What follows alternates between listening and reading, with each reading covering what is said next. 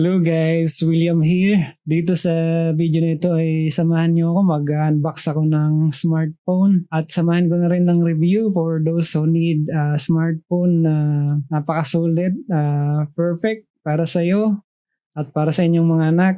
Huwag kalimutang i-check ang affiliate link sa baba. Naglagay ako ng affiliate link sa baba guys or sa description para sa mga exclusive deals. Excellent! So ito nga pala guys, ang Redmi Note 13 na may variant na 8GB RAM at 256GB ROM storage. So pagdating naman sa design and build guys, nakita niyo naman napakaganda, napaka-sleek at napaka-modern ng look. Bagay na bagay sa mga mahilig sa minimalist style. Napaka-premium ng pakiramdam kahit na mid-range ang price point.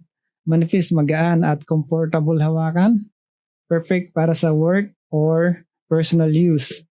Nice. So pagdating naman guys sa display, ito ay may sukat na 6.67 inches AMOLED display na sobrang linaw. So napakaganda ng display, very vivid, no?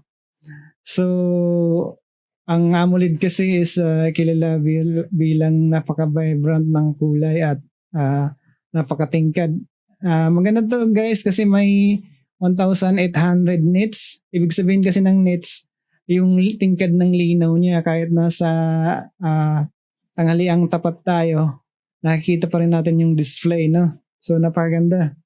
Hey, that's pretty good.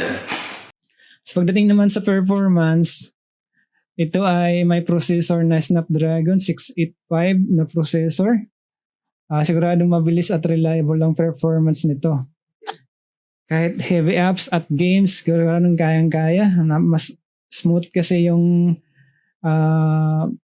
mga apps at walang lag. Okay, para mas maganda to para sa mga mobile gamers at content creators. So pagdating naman sa camera, isa sa mga pinaka-impressive na feature ay ang camera nito. Sa pinaka-main camera is 108 megapixel or 108 megapixel. Napaka-bright at napaka-high quality ng photos. Para naman sa mga mahilig mag-selfie or selfie enthusiast, meron itong 32 megapixel front camera. So pagdating naman guys sa battery and charging, meron itong 5,000 mAh or 5,000 mAh capacity na tumatagal sa buong araw. Mayroon din itong charger na 33 watts, no? So fast charging. So pagdating naman guys sa software and features, naka-Android 13 na po ito. And with MIUI 14. So napaka-updated ng mga features nito. Meron ditong useful features tulad ng face unlock at fingerprint scanner sa display mismo. Okay? Pagdating naman guys sa presyo, napakasulit talaga nito ng Redmi Note 13 kasi maganda yung mga features sa halagang 8,000 plus.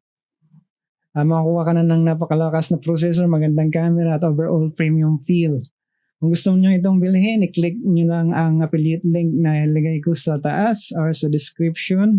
So ito na guys, sinusubukan na ng anak ko na laruin yung Genshin Impact. Itong Genshin Impact na to, kilala to sa graphic intensive game kasi ito. So kaya naman siya guys. So kailangan lang babaan yung settings sa display. So pag mga Mobile Legends, so napaka super smooth talaga niya. So salamat guys sa inyong panonood. Kung nagustuhan nyo ang video na ito, huwag kalimutang mag-like, comment at subscribe. Share nyo na rin sa mga kaibigan nyo na naghahanap ng bagong smartphone. Kita-kits sa next review. Guys, have a good day and God bless everyone.